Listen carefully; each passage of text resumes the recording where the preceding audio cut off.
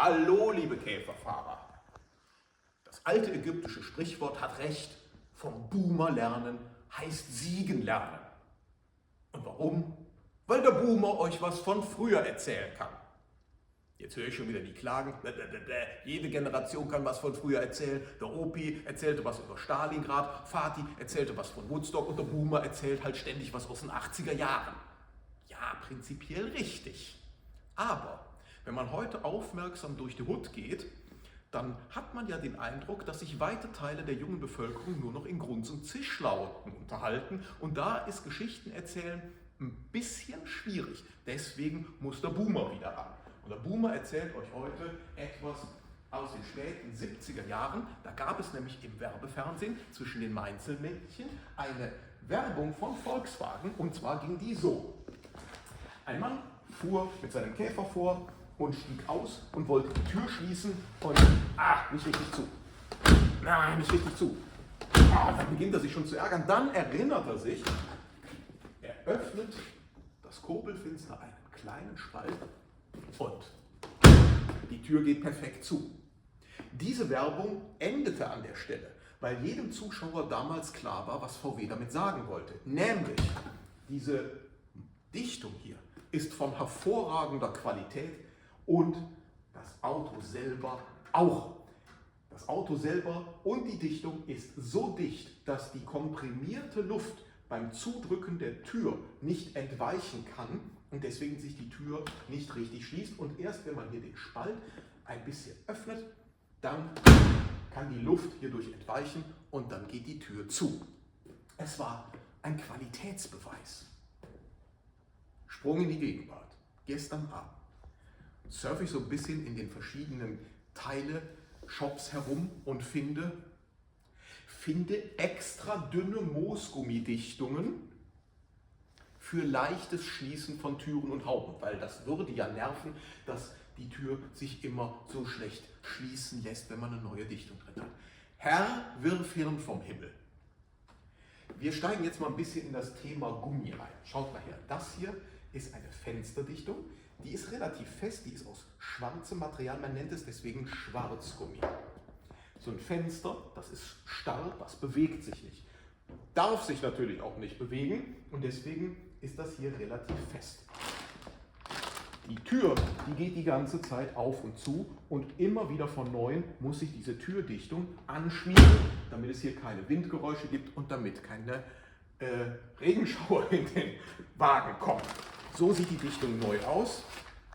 Diese Dichtung ist auf dem Originalwerkzeug gema% womit ganz zum Schluss die Käferproduktion in Mexiko versorgt wurde. Und das kam tatsächlich noch aus Deutschland. Wie übrigens 35% aller Teile am letzten Mexiko-Käfer noch aus Deutschland kamen. Hier hat VW nochmal richtig Geld investiert und hat ein niegelnagelneues Werkzeug Mitte der 90er Jahre machen lassen. Und deswegen ist die auch hier immer noch so schön in der Kontur und da kommt richtig gute Qualität raus. Originaler und besser als so geht es nicht. Wir fertigen auf diesem alten Original oder gar nicht so alten Originalwerkzeug bis heute unsere Türdichtung. Die sind über jeden Zweifel erhaben. Glaubt ihr nicht, beweise ich euch. Die muss dick sein. Dass sie dick ist und die Tür sich am Anfang schwer schließen lässt, ist kein Qualitätsmangel. Schaut mal hier. Da steht es schwarz auf weiß. Dieser Ordner hier, Unschreiben des Ersatzteildienstes, das lag früher beim VW-Ersatzteil, in der Ersatzteilabteilung beim VW-Händler an der Theke. Und es bekam, heute würde man sagen, regelmäßige Updates. Da kam Post aus Wolfsburg und dann heftete man hier ein neues Kapitel ein, je nachdem, was gerade in der Käferwelt neu los war oder was es an neuen Erkenntnissen gab. Und jetzt gibt es zu diesem Thema auch ein Rundschreiben. Alle Türen, Klappen und Hauben, die mit neuen Moosgummidichtungen bestückt werden, lassen sich in den ersten Monaten nur mit erhöhtem Kraftaufwand schließen, da das Moosgummi sich erst nach einigen Monaten setzt. Danach schließen Türen und Hauben leichter. Dieser Effekt ist durch die technischen Eigenschaften von Moosgummi bedingt. Es ist normal und kein Grund zur Reklamation. Eine Moosgummidichtung, die sofort nach Montage leicht schließt, wäre nach kurzer Zeit undicht. Besonders dünne Türdichtungen, die sich leicht schließen lassen. Finde den Fehler. So, und jetzt gibt es ja nicht nur Leute, die sich darüber beschweren, dass so eine Dichtung zu dick ist. Jetzt wird es richtig absurd. Es gibt sogar Leute, die sich über genau dieselbe Dichtung beschweren, dass sie zu dünn sei. Kommt mal mit. Und das sind dann die Cabrio-Fahrer. Woran liegt's? Beim Cabrio, schaut mal hier, das ist ein Ersthandwagen, ungeschweißt, nie restauriert. Das Dach ist offen und wenn man genau hinguckt, dann sieht man, dass hier der Spalt zwischen Tür und Seitenteil oben einen ganz kleinen Tacken weiter ist als hier unten.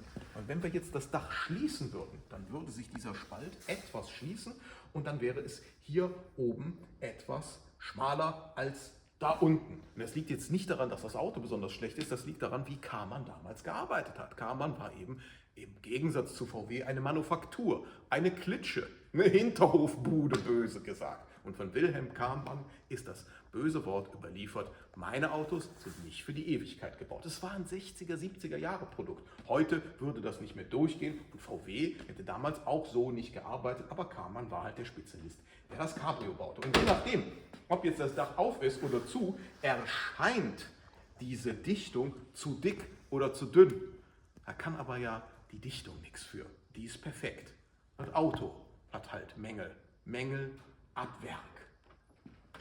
Sind das schöne Geschichten, die ich erzähle? Wäre jetzt schlecht, wenn ich die in Grunz- und Zischlauten versuchen würde darzulegen. Wie lösen wir jetzt das Problem?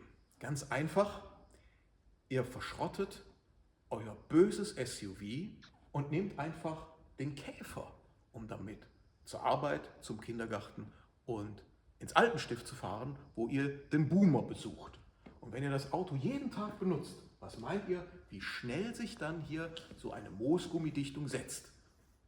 Dann ist es nämlich nach einem, anderthalb, maximal 2 Jahren durch das Thema und dann sitzt diese Moosgummidichtung perfekt für die nächsten 30, 35 Jahre, wo hoffentlich ihr dann euren Kids was von früher erzählen könnt. So, jetzt haben wir wieder was gelernt. Schönen Tag, schönen Start in die Woche und bis demnächst.